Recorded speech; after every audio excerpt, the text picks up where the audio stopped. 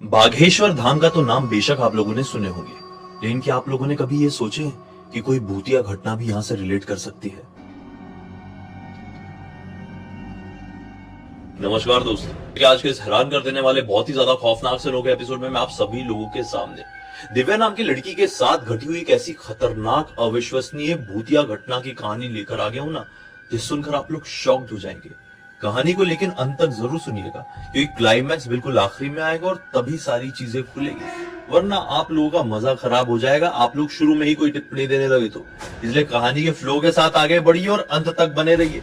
चलते हैं से काफी साल पहले, जब दिव्या की उम्र 5-6 साल की थी और वो अपने माता पिता, 2 बहनों और एक भाई के साथ बड़े खुशहाली में छतरपुर के अपने घर में रहकर अच्छा खासा जीवन काट रही थी। एक दिन की बात है, उसके नाना नानी छतरपुर पहुंचते हैं। चित्रकूट के रहने वाले थे नाना नानी। पहुंचते और कहते हैं कि यार, हम लोगों को ना बहुत अकेला अकेला फील होता है, बूढ़े हो गए हैं और पास में कोई है भी नहीं। ऐसा लगता है कि दिव्या को अपने साथ हम लोग लेकर जाएं और वहीं पे हम उसको पाले पोसे बड़ी करें। मम्मी पापा टेंशन में आ जाते, यार कैसे, मतलब बेटी को भेजना ऐसा हमेशा के लिए बहुत अजीब बात होती है, बहुत डरा देने वाली बात होती है कई बार। लेकिन फिर भी दोनों ने अकेले में और डिस्कस किए और ये नतीजे पर पहुंचे कि दिव्या को नाना नानी के पास भेज ही देना चाहिए। क्योंकि क्या है ना कि हमारे पास तो 2 बेटियां 1 बेटा है, बेचारे वो बूढ़ा बूढ़ी है, हाँ, चित्रकूट में रहते हैं। अब ये चली जाएगी तो अच्छे से रहेगी, बड़ी होगी तो उनका हेल्प होगा और आती जाती रहेगी ना। नाना नानी को दिव्या के मम्मी पापा ने हरी झंडी दिखा दी। नाना नानी दिव्या को लेकर चित्रकूट पहुंच गए। अब दिव्या चित्रकूट में अच्छा खासा अपना जीवन काटने लगी। जब कभी भी मौका मिलता तो मम्मी पापा के घर छतरपुर जरूर जाती। लेकिन हाँ, चीजें यहाँ पर अब नॉर्मल नहीं होती। जब कभी भी दिव्या छतरपुर वापस जाती अपने मम्मी पापा से मिलने के लिए, तो उसकी बड़ी अजीबो गरीब तरीके से तबीयत खराब हो जाती। कभी पेट में दर्द होता तो कभी फीवर आ जाता, तो कई बार किसी के होने का एहसास होता। ऐसे ही नहीं, जब वो अकेली होती तब ऐसा फील होता कि कोई छिप छिप कर उसे देख रहा है, कोई अजीबो गरीब शैडो दिखाई दे रही है। बिस्तर में सो रही है तो ऐसा लग रहा है कि बाजू में आकर कोई लेटा है। बहुत डरावनी फीलिंग होती थी वो, इसलिए वो ज्यादा समय छतरपुर में अपने मम्मी पापा के पास नहीं काटती थी। हाँ, कई बार मम्मी पापा को टोकती थी कि मम्मी पापा आप लोग ये घर को शिफ्ट कर लो, यहाँ पर बहुत मुझे निगेटिविटी फील होती है, मुझे यहाँ पर अच्छा नहीं लगता है। लेकिन पापा उसको डांट देते कि कुछ दिन के लिए तो आती है, ये क्या क्या बोलती रहती है, अपने छोटे भाई को डराती है, बहनों को डराती है, कुछ नहीं है यहाँ पर, आराम से सोया कर, कोई टेंशन वाली बात नहीं। इन लोगों का घर था ना अच्छा खासा बड़ा था। ग्राउंड फ्लोर में दिव्या और दिव्या का भाई सोता था, फर्स्ट फ्लोर में मम्मी पापा और सेकंड वाले फ्लोर में दोनों बहनें सोया करती थी। तो इसको तो हमेशा फील होता था, लेकिन किसी और को फील नहीं होता था, इसलिए ये ज्यादा समय छतरपुर में नहीं काटती थी और चित्रकूट पहुंच जाया करती थी। ठीक है, यहां तक समझ गए। अब कट टू सिचुएशन आती है सन 2020 में। 2020 में काफी समय हो गया था कि अपने मम्मी पापा के पास नहीं गई थी, क्योंकि जाने का एक अजीब सा डर मन में बैठा हुआ था, एक दहशत सी हो गई थी, इसलिए बहुत ही कम समय के लिए वहां पर जाती थी। 18-19 मार्च की बात रही होगी 2020 में। ये नाना नानी से कहती है कि नाना नानी, मैं मम्मी पापा के पास जाना चाहती हूँ कुछ समय के लिए, उनकी बहुत याद आ रही है, मुझे अब ठीक नहीं लग रहा है, काफी समय से उनसे मिली नहीं हो, तो वो लोग भी मुझे कितना याद करते होंगे। तो नाना नानी ने भी कह दिए, भाई जा भाई, सामान पैक कर और पहुंच जा, सही बोली तूने, और ठीक है हम तो कुछ दिन रह लेंगे ना। ये सामान वामान लेकर पहुंच जाती है अपने छतरपुर। ये छतरपुर पहुंचती है तो पहले ही दिन इसको अजीबो गरीब सेम चीजें नोटिस होती है, सेम चीजें जैसे बचपन में हुआ करती थी।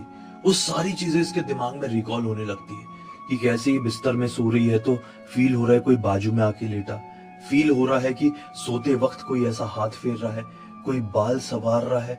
कई बार तो ऐसा फील होता, ये मतलब बचपन में भी, कि ना इसका ना मतलब जो लोअर वगैरह पहनी हुई है वो कोई खींच रहा है। तो ये चीज से बहुत डर जाती थी। और जब ये पहली रात बड़ी होने के बाद 2020 में यहाँ पर काटी, तो इसके साथ तो और भी ज्यादा स्कैरी हुई। मतलब लिटरली इसको ऐसा फील हुआ कि कोई खींच के बिस्तर से गिराना चाह रहा है। लेकिन ये कैसे हो सकता था, भाई तो गहरी नींद में सो रहा होता था और छोटा सा था। ये सारी चीजें कौन कर रहा था, दिव्या को समझ में नहीं आया था पहली रात को। खैर 3-4-5 दिन ऐसे ही कटे।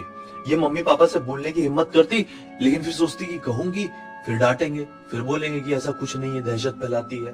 कुछ ही दिनों बाद लॉकडाउन लग गया और जितने भी लोग अब घर से बाहर जा रहे थे, इनके बाहर नहीं जा पा रहे थे। सारी चीजें क्लोज्ड हो गई थी। अब सब घर पे ही थे, तो घर का भरा पूरा माहौल था।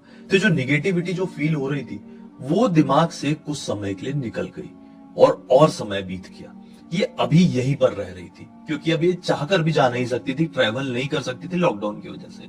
अब एक टाइम ऐसा आया था कि लॉकडाउन थोड़ा खत्म जैसा हो गया था, वो सिचुएशन थोड़ी सी नॉर्मल हुई थी। अब आया एक नवरात्रि का समय। नवरात्रि में रामनवमी के एग्जैक्टली 2 दिन पहले की बात है, इसको हरियाणा में एक शूट मिला। ये दरअसल as a modeler, as an actor भी काम करती थी, तो इसको हरियाणा में एक शूट मिला। ये शूट गई और एक दिन में ही खत्म करके, 1 या 2 दिन में खत्म करके वो वापस अपने छतरपुर पहुंच गई। ये छतरपुर जिस दिन पहुंची है उस दिन रामनवमी का दिन था, और जब घर पे आई तो शाम का वक्त हुआ था और बहनें, मम्मी, भाई कोई नहीं था, सिर्फ पापा थे घर पे। पूछी कि कहाँ गए ये लोग, तो बताए कि अरे अपने गांव में वो रामलीला हो रही है ना, आप लोगों को पता होगा रामलीला रामनवमी में जगह जगह पर होती है, तो वही देखने के लिए गए हुए हैं, कुछ समय में आ जाएंगे। वैसे मैं भी जा रहा हूँ, तेरा मन है तो चल ले।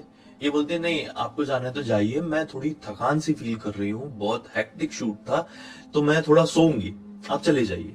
और ये ऐसा बोलती है, मुंह हाथ धोती फ्रेश होती है और बिस्तर में लेटती है और इसकी नींद लग जाती है। इधर पापा निकल जाते हैं। रात में ये कोई 11:30 बजे के आसपास इसकी नींद खुलती है, इसको जाना था वॉशरूम।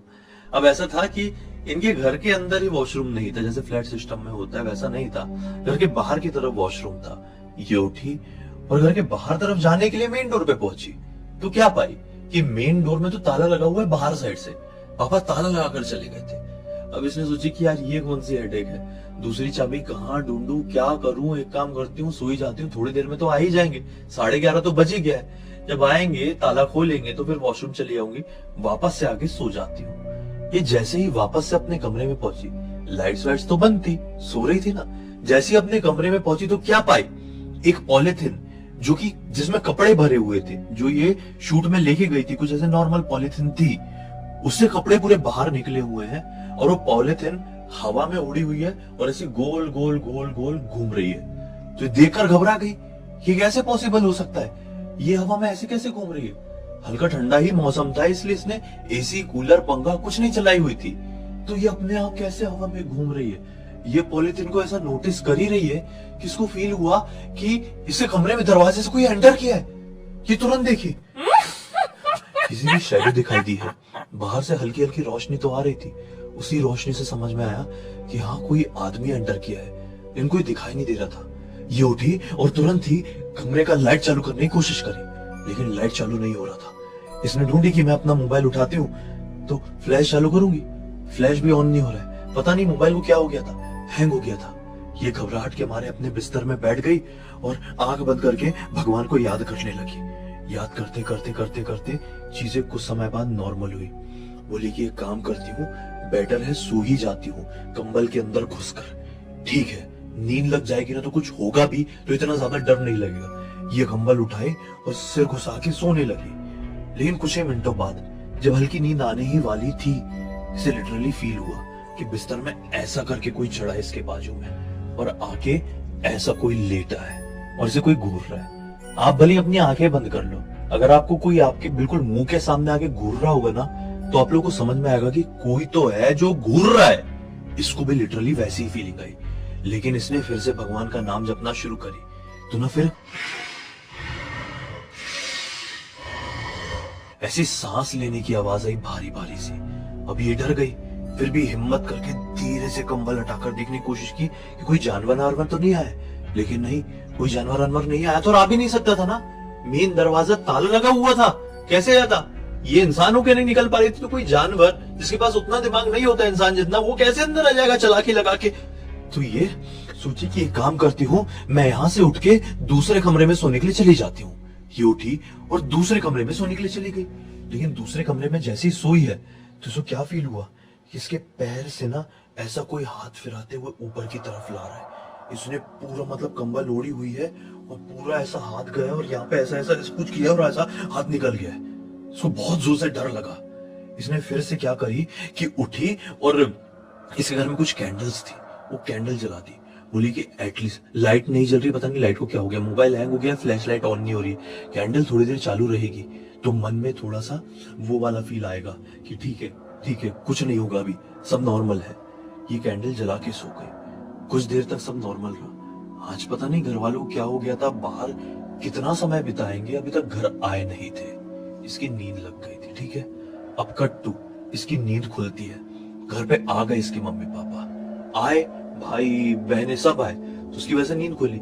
ये कंबल ओढ़ी हुई थी, जैसे इसकी नींद खुली ना, ये कंबल से उठने वाली थी तो क्या पाई कि लिटरली इसका जो लोअर है वो पूरा उतरा हुआ है, साइड में रखा हुआ है बिस्तर में, और जो टी शर्ट पहनी हुई है वो भी उतरी हुई है। इसका दिमाग खराब हो गया कि ये मतलब कैसे पॉसिबल हो सकता है, ये मैंने कब की और ये मेरे साथ कैसे हुआ।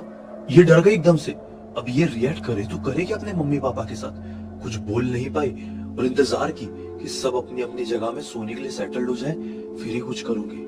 सब सोने के लिए सेटल्ड हुए, ये कपड़े वपड़े पहनी और सो गई। बाप रे, ये बहुत ज्यादा डरा देने वाला था। मैं बोल रहा हूँ तो आप लोगों को सुन के थोड़ा अजीब लग रहा होगा, लेकिन जस्ट इमेजिन ऐसा किसी के साथ अपने आप हो और उसको पता ही नहीं चले कि मेरे साथ ये कब हुआ, कैसे हुआ, या फिर मैंने खुद ने ये कब किया, तो ये चीज बहुत ज्यादा डरा देने वाली है। आप लिटरली उस फीलिंग में जाके देखो, मैं तो फील कर पा रहा हूँ। इसने भी वही फील करी थी। बहुत ज्यादा खौफ का मंजर था इसके लिए अपने आप में, जो किसी को चाहकर भी नहीं बता सकती थी। खैर, जैसे तैसे करके ये वाली रात कट गई। अगली रात को भी सेम सिचुएशन हुई, सेम टू सेम जैसा मैंने बताया, एक एक चीज इसके साथ रिपीट हुई। अब इसका भाई तो इसके मतलब बाजू वाले बेड में सो रहा था, छोटा भाई था। अब वो सो ही रहा हो रहा था, वो अपनी कंबल हटा के देखती थी तो उसका भाई नींद में था। यहाँ पे मानो कि हवा उसके साथ खिलवाड़ कर रही थी। ये किस तरह की हवा उसके पास आ गई थी यार। काफी दिनों तक फेस की, डरने लगे। डेली डेली ये हो रहा था। डेली उसका लोअर साइड में वो निकल जा रहा था, उसका टॉप साइड में निकल जा रहा था। एक दिन उसकी मम्मी ने देख ली। मम्मी ने बोली कि यार, जब मैं सुबह उठ के आती हूँ तो तेरा ऐसा लोअर और टी शर्ट साइड में क्यों रहता है, क्यों ये क्यों मतलब सोते टाइम कर रही है तू, ठीक नहीं लगता है ना। तो ये रोने लगी, मम्मी के सामने फूट फूट के रोने लगी। मम्मी, मैं आपको बहुत दिन पहले बता दी होती, लेकिन आप लोग मेरे ऊपर विश्वास नहीं करोगे, इसलिए मैं नहीं बता रही थी। मम्मी ने शांत करी, बोली बेटा तू बता तो, तुझे हुआ क्या है, हाँ तभी तो हम समझ पाएंगे। इसने मम्मी को अकेले में सब कुछ बता दिया। मम्मी ने बोली कि ये तो बेहद ज्यादा डरा देने वाली बात है। तुझे किसकी परछाई दिखाई देती है, तुझे ये कौन फील होता है जो तेरे बाजू में आके सो रहा है, तुझे क्या मतलब सुबह उठती है तो कुछ बॉडी में फील होता है। बोलती हाँ बहुत ज्यादा पेन रहता है मेरी पूरी बॉडी में। इसकी मम्मी ने बोली एक काम करते हैं, बागेश्वर धाम चलते हैं, अब सारी चीजों का निजात वहीं से मिल सकता है। फिर इन लोगों ने आपस में डिसाइड किया, मम्मी ने पापा को बताई अपने हिसाब से जो भी बताना था। तो पापा ने बोले कि बागेश्वर धाम में इतनी आसानी से तो हम पंडित जी से मिल नहीं सकते, पॉसिबल है नहीं ना, वो तो किस्मत रहेगी तभी मिल पाएंगे। तो फिर पापा ने किसी पहचान वाले से इनडायरेक्टली ऐसा पता किए कि कोई ऐसी सिचुएशन में हेल्प कर सकता है। तो पता चला कि बागेश्वर धाम में ही उनके नजदीक ही एक और सिद्ध पंडित जी बैठते हैं, उनकी उम्र अच्छी खासी है, वो आपकी मदद कर सकते हैं। घर के सारे लोग गाड़ी बुक किए और पहुंच गए बागेश्वर धाम। वहां पे पंडित जी से मिले। लकीली पंडित जी मिल गए। पंडित जी बैठे हुए थे। जैसे इसको सामने लेकर आए ना पंडित जी के, पंडित जी तुरंत देख के क्या बोल दिए कि इस लड़की के पीछे तो मशान पड़ा हुआ है पिछले 7 सालों से। बस जैसे ही वो लोगों ने ये बात सुने तो सबके पैरों तले जमीन निकल गई। ये बात पहले कहीं सुनी सुनी लग रही थी। दरअसल बिल्कुल ऐसी ही बात दिव्या की मम्मी जी को भी कुछ साल पहले एक ब्राह्मण जी ने बोले थे। दरअसल उसकी मम्मी भी काफी कुछ ऐसा ही एक्सपीरियंस कर रही थी अपनी लाइफ में, तो वो भी एक ब्राह्मण जी के पास गई थी। उन्होंने बताए थे कि आपके ऊपर एक मशान का साया है और हो सकता है ये आपके परिवार में किसी और के पीछे भी पड़ जाए। अपने परिवार वालों को संभाल कर रखना। लेकिन समय के साथ उनके साथ चीजें नॉर्मल हो गई तो उन्होंने वो चीजें भुला दी और उनकी बेटी के ऊपर आ गया। बेटी 7 साल से ये सब कुछ फेस कर रही थी, लेकिन वो डर के मारे बता नहीं पाए। पंडित जी ने बोले कि ठीक है कोई बात नहीं, हम एक अनुष्ठान करते हैं। अनुष्ठान किया गया और लड़की को विष्णु जी का एक बहुत ही अच्छा मंत्र दिया गया, बहुत पावरफुल मंत्र दिया गया। बोला गया कि डेली इस मंत्र का 51 बार जाप करो, सिचुएशंस में थोड़ी चेंजेस आएंगे। उसने मंत्रों का जाप करना शुरू करी और चीजें धीरे धीरे धीरे करके नॉर्मल हुई। लेकिन आज भी मन में ये दहशत है कि कहीं मैं अकेले सोऊंगी तो कुछ गड़बड़ तो नहीं हो जाएगी, कहीं मैं रात के अंधेरे में अपने घर पे अकेली होगी तो वही परछाई मेरे सामने तो नहीं आ जाएगी। तब से लेकर आज तक वो अकेली ढंग से नहीं रही है। अभी कुछ दिनों पहले की ये बात है, ये लोग फिर से वो पंडित जी से मिले। पंडित जी ने बोले कि अभी सब कुछ ठीक है, लेकिन वापस से ये चीजें रिपीट हो तो मंत्रों का जाप जरूर करना। और मैं तो कह रहा हूँ कि करते ही रहो। दिव्या करती रहती है और अभी बहुत ज्यादा पॉजिटिविटी फील करती है।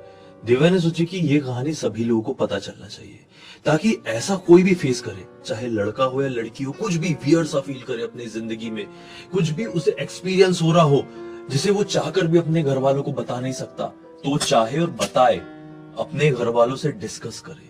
डिस्कस करेंगे तभी ऐसी सिचुएशन से बाहर निकल पाएंगे, वरना ऐसे फंस कर रह जाएंगे ना उन भूतिया चीजों के भंवर में कि निकले कैसे समझ ही नहीं पाएंगे।